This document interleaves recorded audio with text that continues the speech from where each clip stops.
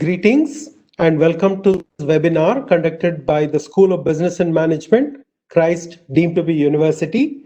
I am Professor Sirish and I will be the moderator for today's webinar. I'm honored and privileged to have the introduction for two speakers today. One is Dr. Paul Hong, the first speaker. Dr. Hong is Distinguished University Professor, College of Business and Innovation, University of Toledo, USA. He is a graduate of Yonsei University, Korea, with a BA in economics. He also has an MBA and an MA from Bowling Green State University and a PhD in manufacturing management and engineering from the University of Toledo, USA. He's a certified management accountant and his primary teaching areas are strategic sourcing, new product development, advanced statistics, and global supply chain management. His recent books include Rising Asia and American Hegemony and Creative Innovative Firms, both Springer publications. The next speaker today is Dr. Blaine Stout, principal and founder of LBDS Inc., Sylvania, Ohio, USA, and the next speaker for today. Dr. Stout has a PhD in Manufacturing and Technology Management from the University of Toledo, located in Toledo, Ohio. In his second career, he aligns with his interests on small to medium-sized manufacturing enterprises, working on projects related to data and business analytics, information systems, and business development research.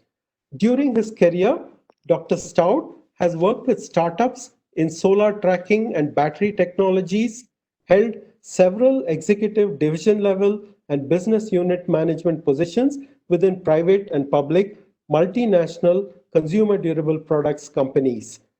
We are now going to listen to both of them speak on the topic of the day, which is negotiation landscape in COVID-19 world, work and career perspective.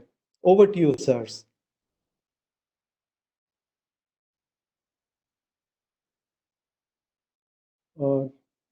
Dr. Hong, you would need to unmute yourself. Okay, so can you hear me now? Yes. Okay, so thank you, Dr. Suresh, introducing us, and Professor Divaka for organizing this webinar. Okay, all right. So today we'll be talking about negotiation landscape in COVID-19 world and work in career perspective with about 20 minutes, and then I will have questions, answers, and discussions. Okay, and Dr. Blaine will be joining with me in presenting this. Okay, let's go next.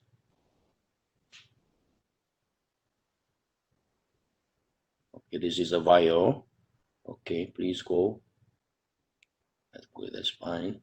So the order presentation is we'll talk about the COVID-19 world and what this is related to negotiation and the negotiation model and concluding comments. So the presentation organization is very simple. Okay, all right. Next.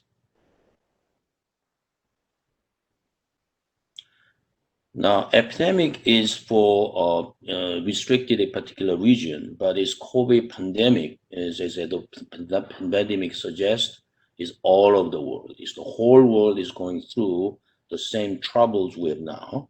Okay, next.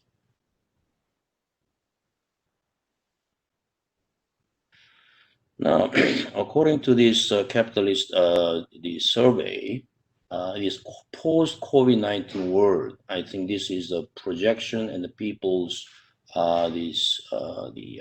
expectation. There is a comprehensive impacts on economic, societal, geopolitical, technology, and environment arena. So it will be affected just everywhere. And so what that means is that prolonged global recession, supply chain disruptions, and large business failures, high unemployment, travel restrictions, and decreasing societal engagement, less vibrant political interactions, and more nationalistic emphases. So all these things really shows that the prospect of post-COVID-19 world is not very bright. Next.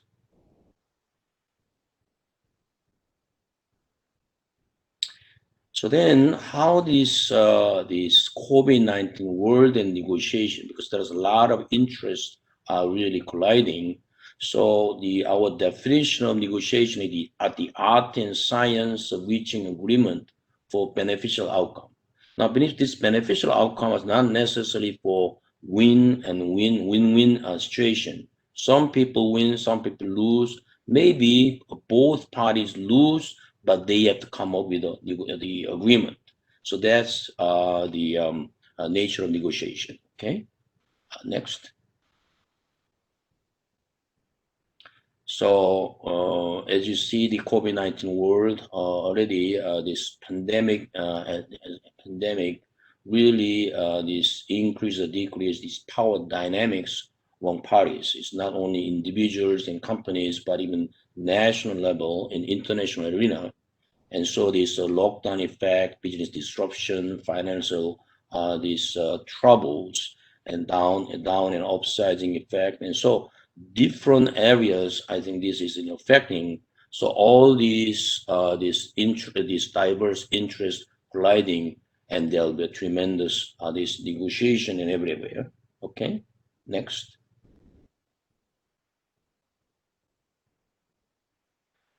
So as we look at these COVID-19 concerns, at individual level, about 40 to 50% of people are very concerned and worried.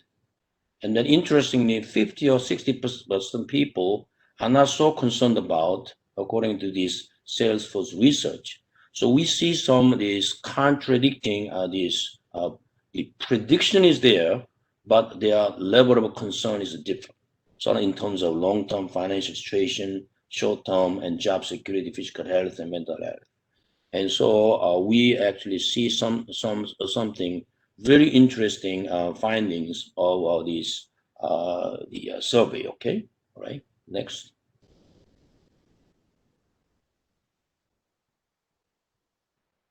So in negotiation landscape, the way we see here is that the company level negotiation with the customers, negotiation suppliers, I think is very important. But what we are trying to do today here is all this negotiation, personal level, impact on the job, your career, and that is actually the very foundational. And so we'll talk about this. Now, Dr. Blaine will just take over and he will explain several points here. Okay, Dr. Blaine. Next, please. Okay.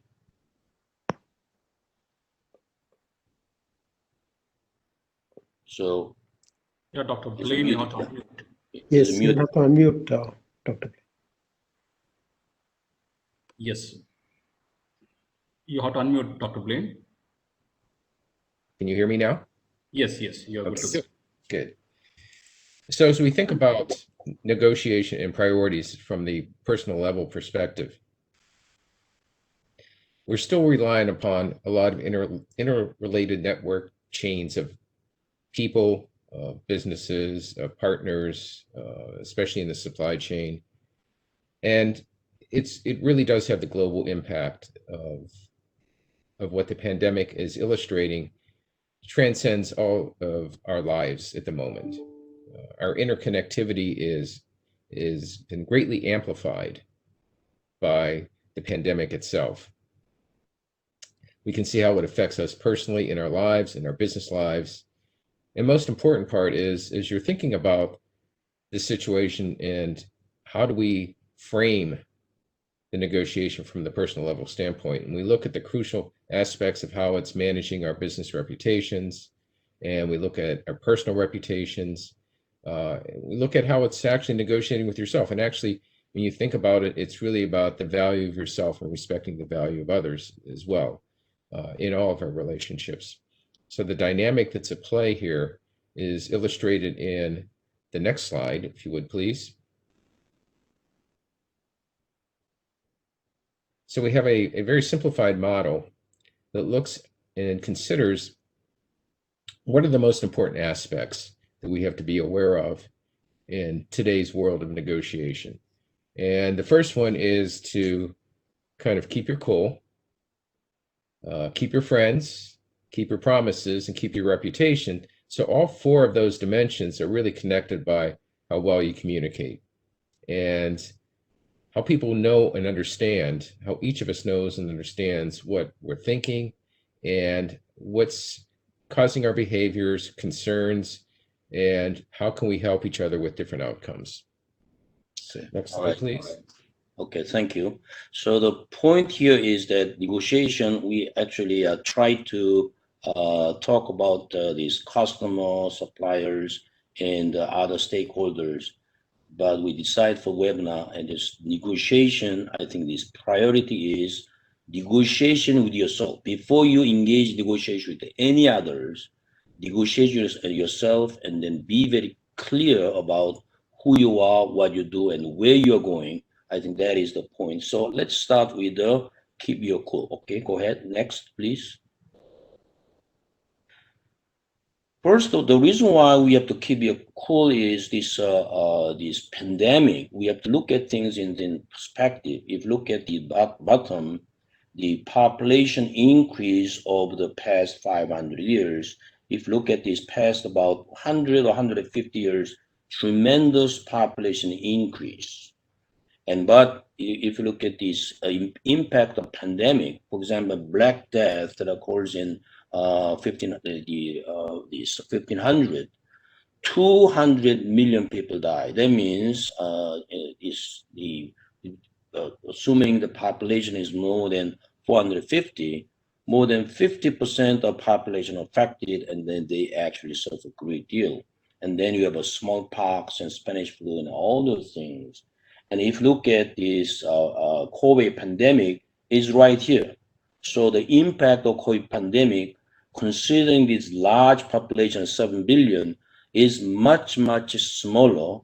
So that I think we should not be so pessimistic about what COVID pandemic does compared to what our past generations people actually experience in this pandemic at maybe every 70 or 100 years. Okay. Next. So that's the first reason where to keep you cool.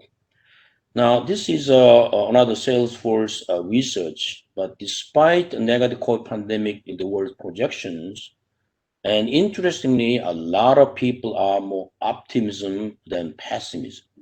They resolve to be more productive, willing to connect, feel secure, and actually slightly than this very grateful about who they are and what they do now, and then they decide to trusting rather than distrusting, and confident rather than feel very weary.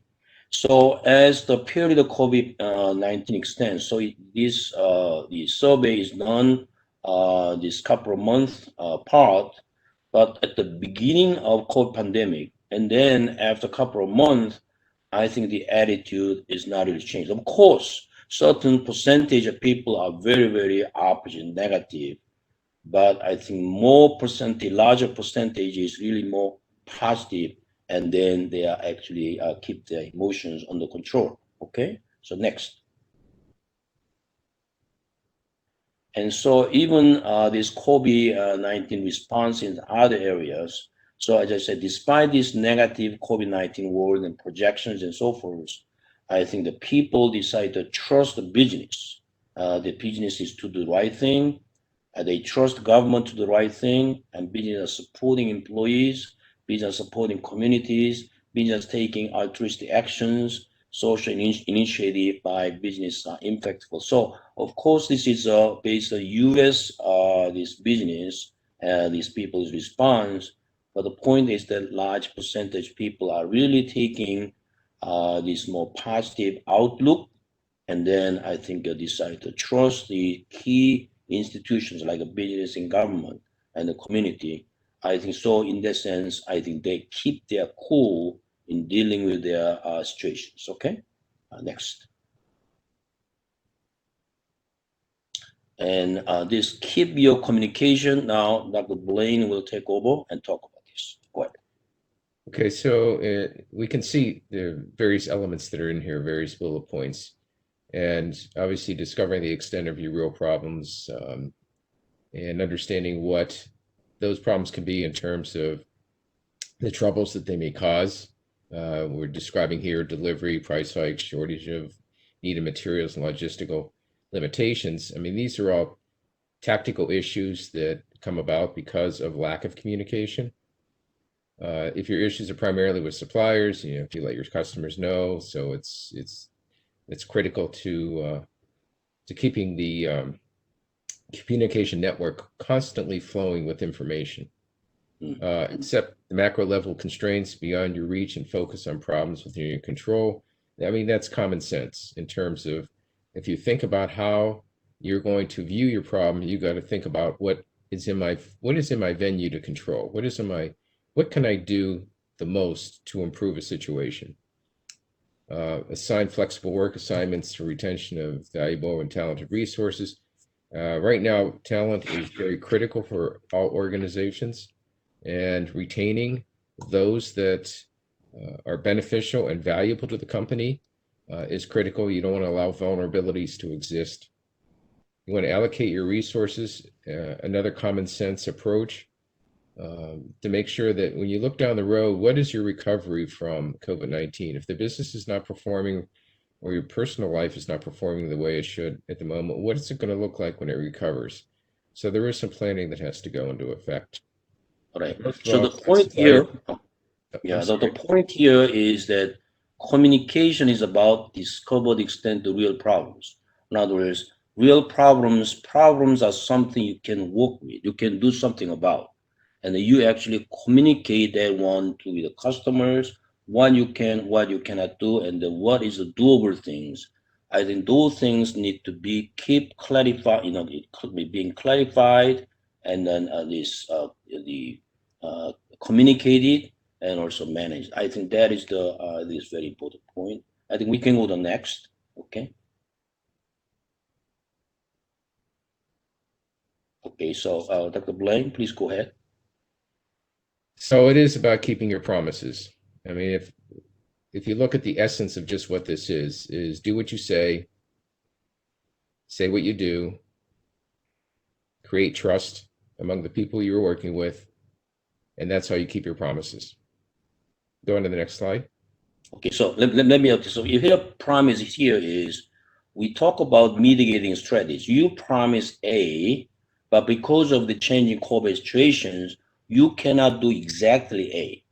So then what you do is that mitigating strategies. In other words, you cannot keep the exact promise as you intended to 6 months ago, because changing situation, you add the a slash something else, but always provide customers the reasons and options and then realistic solutions.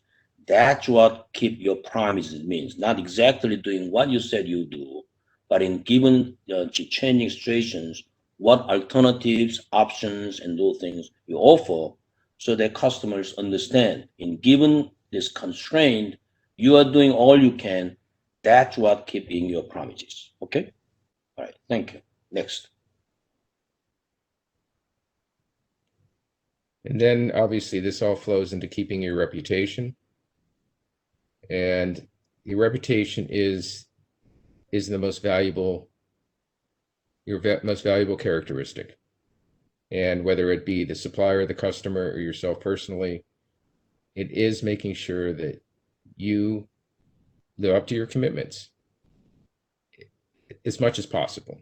To Dr. Hong's point earlier, contracts can be negotiable to a degree, and being able to be flexible in your response to certain situations is important in this COVID-19 pandemic environment that we live in.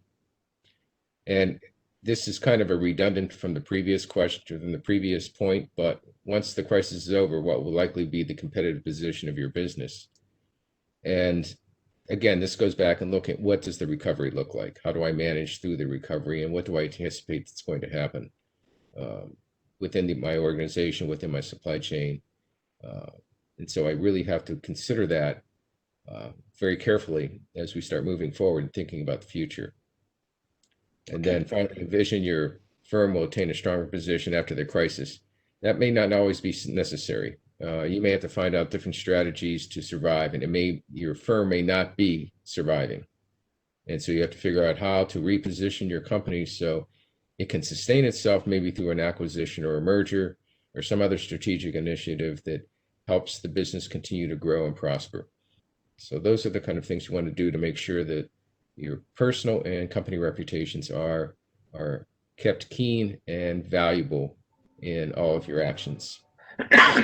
Slide, please. So another point here, and let me just add one point, that is, we usually try to, business people decide based on what happened in the past.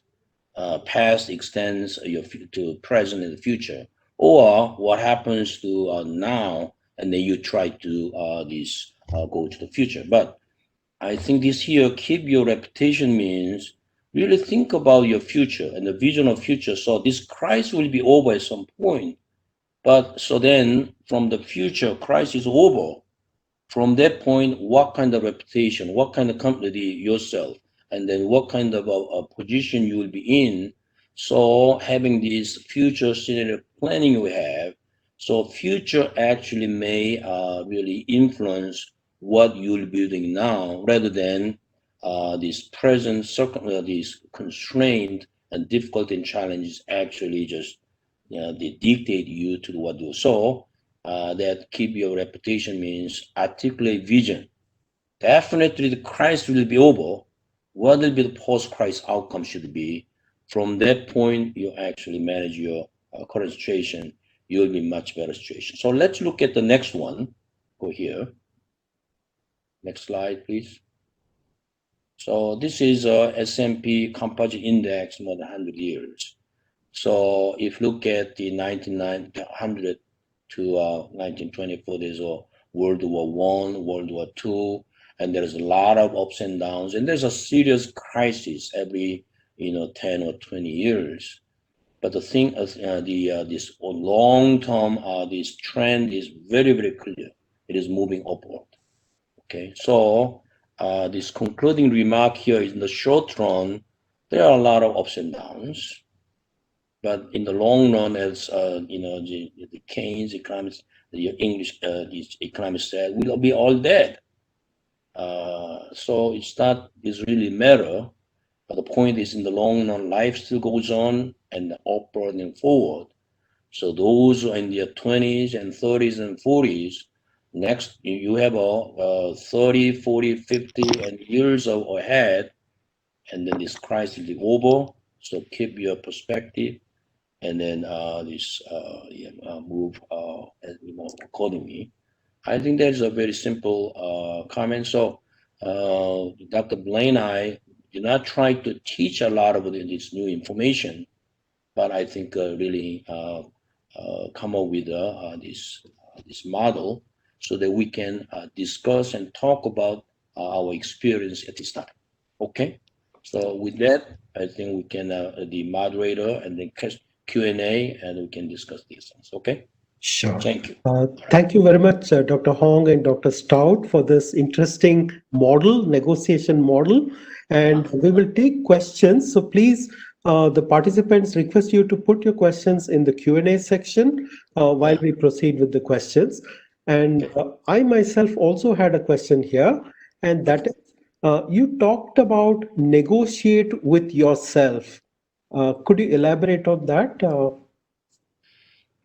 Yeah, so let me start, and then Dr. Blaine can add. I think any negotiation, when a person goes to the negotiation table, if your position is not made up very clearly, okay, what will be my bottom line? What will be, what kind of things I will and I will not do. So the making yourself very clear of what you will be doing, what kind of outcome you will have.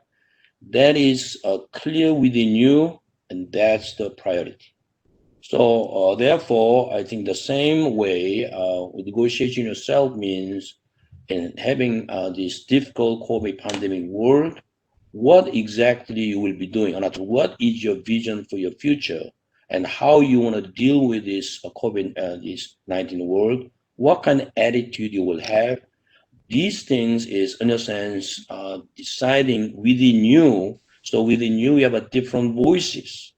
So therefore, negotiation with yourself means you really, get through and then really clarify and then decide where you, what you will be doing, and then you have some principles and ideas that need to be clarified. I think that's the very important point. So that's why we say negotiation with yourself. Okay. Thank you. Thank you, Dr. Dr. Blaine, Hong. do you have anything to add? Yeah, what? Yeah, I would a little bit. I think that the most critical part of understanding negotiating with yourself is understand who you are. Only from the standpoint that every negotiation that you go into, you have to be flexible with how you approach it. And many times we're dealing, especially in today's world, we're dealing with a lot of ambiguity. And if you personally have a difficult time dealing with ambiguity, your negotiations probably will not be as successful as they could be. And the other part right now that we really have to be focused on is being patient. And if your personality is a patient personality that can manage through the negotiation process, then I think that's pretty critical. And you got to stay calm, as the Brits say. You got to remain calm and carry on. But that is so true today's world as we start thinking about negotiation. And we got to really kind of channel back and think about our actions. Are we aggressive? Are those aggressive actions being interpreted in the wrong way? And how people look at what we're trying to accomplish, and are there hidden agendas? So go back to the model of open communication. Sharing information becomes really critical to good beneficial outcomes. And sometimes sharing information in today's world is going to take longer to analyze and think about. So that level of patience comes back into play, saying, how do we think about this? And then go circle into the fact that it's long-term.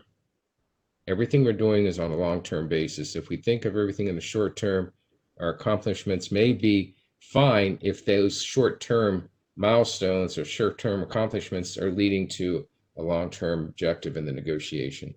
But this all comes back to the personality of who you are negotiating with yourself and knowing where your strengths and weaknesses are and how you're going to approach these different situations. So every negotiation is different. The people across the table you're negotiating with can always be different. And you have to understand who that other person is and go back to the statement about valuing and respecting who they are and try to understand what their goals and aspirations are. So that's all. Okay. All right. Thank you. Thank you. Thank you, Dr. Hong and Dr. Stout, for the clarification. And the next question is regarding the negotiating model itself that you proposed. You have talked about 4 elements: keep your cool, keep your communication, keep your promises, keep your reputation. So which is more important among the 4? Which needs to be negotiated first? I think the first most important is to keep your cool. I think that's foundational. So, for example, a lot of people worry about things.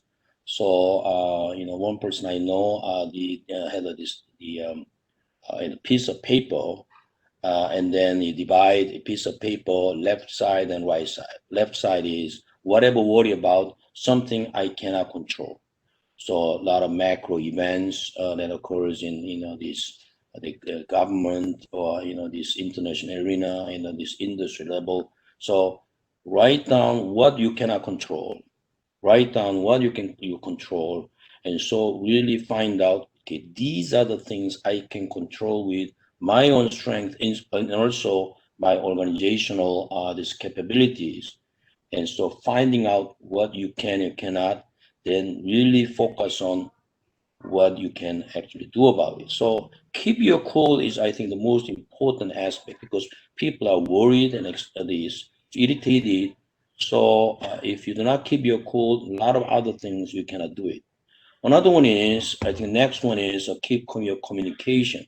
Communication is the point is that not just telling things, but because things are not going very well, so the tendency is that people do not really interact, engage. you rather not to talk about, but you need to talk about more because you have a problems.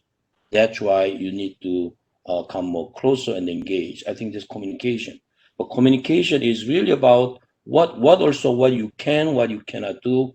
Those things will be made very clear. And then I think keep your friends means this even when these senior executives, I mean the owners, you have to let people go or so.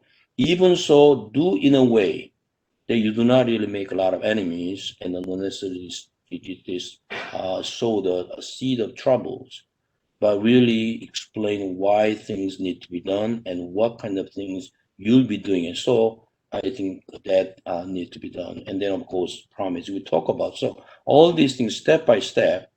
But I think the key here is keep your cool and then keep your reputation means what kind of future vision. And then also definitely the crisis will be over. What kind of future, what kind of the person I to become, and then what kind of company I will become after this crisis over. That sense of vision also is very important. Those two things, keep your cool and keep your the vision of the future, really direct these in the middle three things. I mean, Dr. Blaine, do you have any comments? No, I think that's it's to your point, it's foundational, and it all begins with you and keeping your cool. So it goes back to knowing who you are and what you are in order to actively engage in good negotiations. Thank you for that response. And the next question is, how long do you think it will take to come out of this crisis? How can any economy negotiate with their partners to retain the supply chain relationships? This could be with relation to China, for example, the global supply chain disruptions. So my the expectation is within the next 3 months to 6 months, things will slowly change. So, for example, the University of Toledo here, we start these class sessions. Okay, not class sessions fully this operational. In other words, half of class we just meet in class. Actually, students come with a mask and so forth, and then half is still the online. But what we're communicating to students is you come to class with a mask and so forth. This is very, very important for our livelihood. If you cannot succeed in the university, college, university level, we cannot expect other business to do the same. So therefore, we really have to keep this life going. So the safety is important, but livelihood is actually what, in a sense, as important, even more important for the people who are living. So therefore, we just do this. So here in the United States, I think more effort to open this economy. So it will gradually increase and probably accelerate because we cannot lock down this economy for next 6 months and 1 year. People will be dead anyway. If that's the case, why not take the risk? So therefore, I really see that next 3 or 6 months, I think more livelihood and then this economy is moving, that will be there. Of course, the impact of this is 2 or 3 years down the road. But I think the movement to open the economy will be, I think, it's much greater in the next 3 and 6 months. Within 1 year, we'll see a lot of normalcy. New normal will be established. That's the predictions, and that is true when we, the national level, the people, these nations start doing it. I think that will change this international trade arena. And as far as China, I think the trade tension with United States and China is very much the strategic decisions. Those things will be very different, but I think other this let's say trade with India and let's say United States, I think there will be a much better shape in the coming years. So that's my prediction. So Dr. Blaine, do you have any additional comments? Yeah, well, from a macro view, I think that's fairly accurate. When you get more discrete manufacturing and different types of manufacturers or different kinds of businesses, that interconnectivity globally may be still constrained. And that's why I mentioned earlier with companies that, especially in the small to medium-sized sectors, some may not survive. And the reason being is some of their connectivity to China or other countries where they were getting product and materials from remains a challenge. Some companies are doing extremely well. The couple companies that I do some work with are domestic manufacturers and their business is prospering nicely. However, I know of a couple others that are struggling because of resources overseas, and trying to bring some of those resources back to a certain extent to the United States has been a real challenge to do that. So it's a real balancing act. It's a mixture. Maybe it is the next 12 months, maybe it's the next 24 months. I'm not going to be optimistic to say it's going to be short term. I think it's going to be a longer term bring back in terms of economy for a lot of the small to medium sized companies. And keep in mind, in the United States, small to medium sized companies, especially on the manufacturing sides, represent about 95% of all businesses. May not have the volume in terms of revenue, but they represent a ton of employment and a ton of business that occurs in this kind of size of businesses. So that's my viewpoint at this point. Okay. Thank you. And in terms of the next question, we're moving on to the career perspective. And from a career perspective, the question is, numerous organizations are facing hefty losses in business due to the pandemic, and as a result are focused on cost cutting. How could a graduate negotiate salary with an organization, keeping in mind the dynamic situation that would prevail for some time now? Okay. So here the point of value propositions. This idea is come into play. So in the past, students they actually show their resume, what degree they have, and then what work experience they have, and just show these little things, and they could get a job. But rather, I think it's as you plan career value propositions. In other words, what kind of value you can actually create and deliver to the company you work for. I think that is becoming extremely important. Even when you get a job, you may be laid off, or you may keep the position with added responsibilities.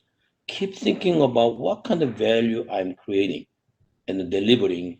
I think that is really be able to this thing through. Not only that, you actually communicate. This is what I do for the company. This is the way I actually create a what new value and so forth. That articulation and that thing is very important. And also during this time, let's say you got laid off, or this you're not getting promoted, then using this point is to really develop the additional capabilities through additional trainings or network and so forth, so that keep yourself in the long term, and then whatever setbacks you have, this is not the end. So you actually be able to plan yourself, and then really define either social skills or technology skills or relation skills, what exactly the skills set you have. With that, what exactly you can do. I think that value proposition will be extremely important in your career positioning, and also your keeping your job and really making impact. Okay. Thank you very much for that advice. Okay. And I would like to ask Professor Divakar Yes, sir. the next few questions. Okay, Thank go you. ahead. I received a couple of questions from the audience as well. So I'll be reading them and we'll be asking you the questions. May I proceed? Yeah, go ahead. Yeah. The very first question is, in your slide, it has been mentioned, the art and science of reaching an agreement, which is more challenging, the art or the science, or according to you, how to strike a balance? Yes, please. Okay. All right. So I will let Dr. Blaine say first, and then I will do a second. Okay, go ahead. Okay, Yes, sir. so think of art and science as your brain, left side or right side. And the science part is the tactical part. That's the mechanisms. That's understanding how the negotiation needs to proceed. It's the logical part. The art is the personality. The art is your ability to use facial expressions, to use mannerisms, to be able to walk away from a negotiation, to be creative in the negotiation. That's the art of it. That's the part that makes that's actually probably the most important part. The science part is mechanized. The art is more behavioral. And that's probably the most critical part in any good negotiation. Oh, Now, my point, I teach operation and supply chain management. So compared to our marketing, these major students, operation supply chain science students are much better in calculating, and then coming up with some the formal solutions. I like that. Marketing students, they are not very good at math, and they're not very good at really just conceptualizing more in rigorous fashion. But they are very good at relational communications, and I think these presenting themselves, although they may not know much, but they can actually say things. So therefore, when I emphasize art to these operation management or engineering students, they are a little bit nervous. I'm not very good at relations. I'm not good at communication. So how I can do well? So what I'm saying here is build on your strength. You are much cool in calculation and the see the situation. But what you do is that in your team, if you work as a team, just bring these other marketing people and so forth. But if you're not very good at relational, then don't try to say too much like marketing. Rather choose to listen and then coming up with the questions. But you learn how to ask questions rather than talking. And so a lot of these OM and SM students, they learn these questioning skills or listening skills. Through that, they actually do much better in negotiation in different aspects. So build on your strength and then try to learn art aspect if you're lacking in this communication relations. Don't be intimidated by it, but rather there's other ways of doing it. So in fact, it is art.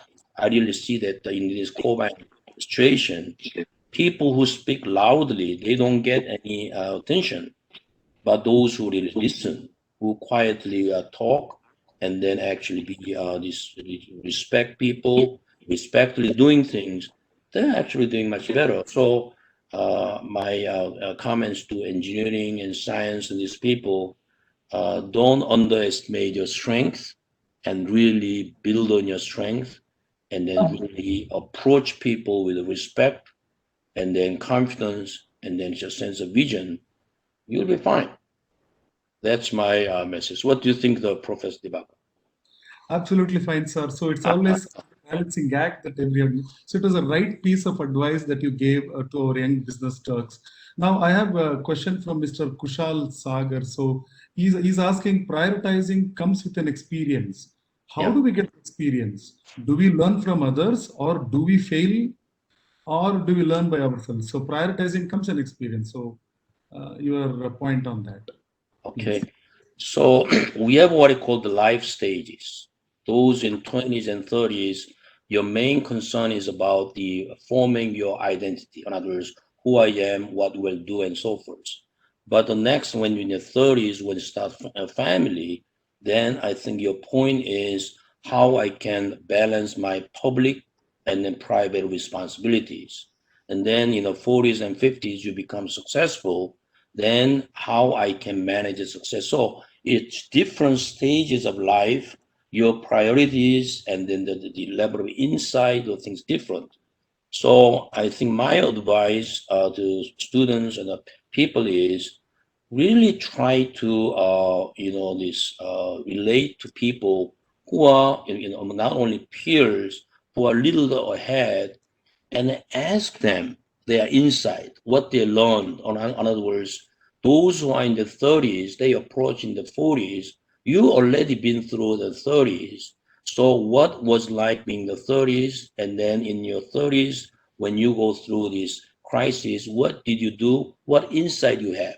So I think is asking those questions to your boss and the people who are more experienced is a very powerful way of this enhancing your indirect expense and experiences. So ask, and then I think you will get a lot of so.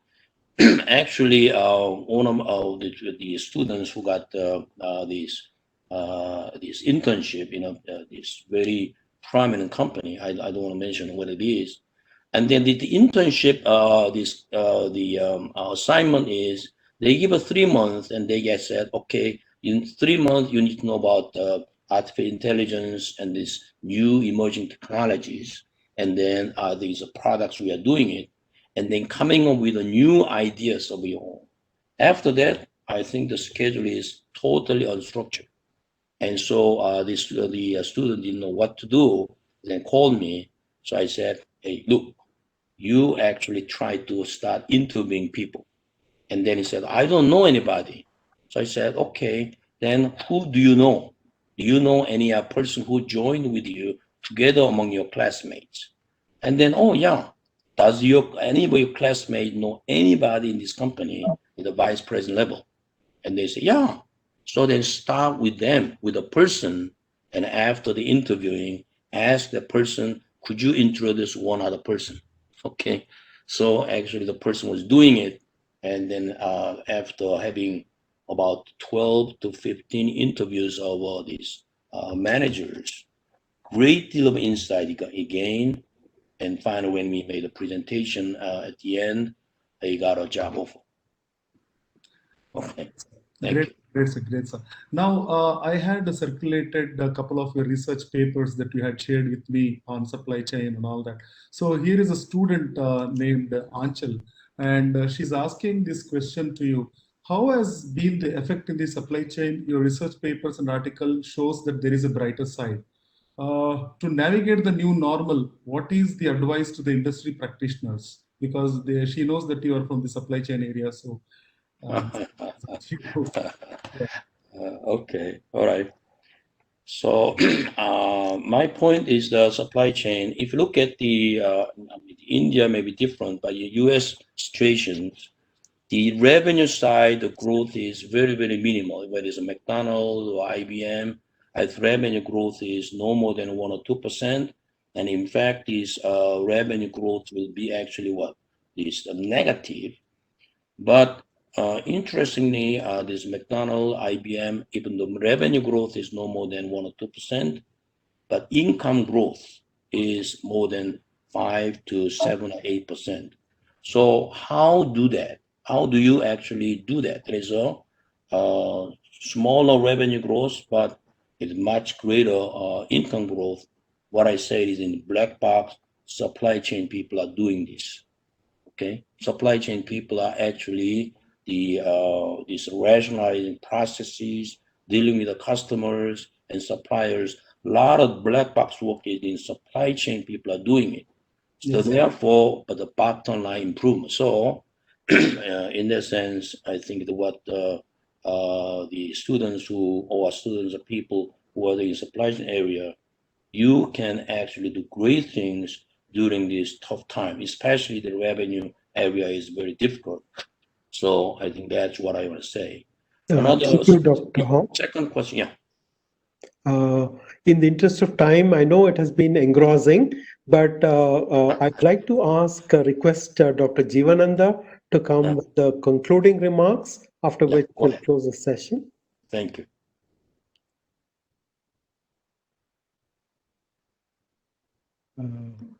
Dr. Jivananda? Okay. Yes, sir. Yeah.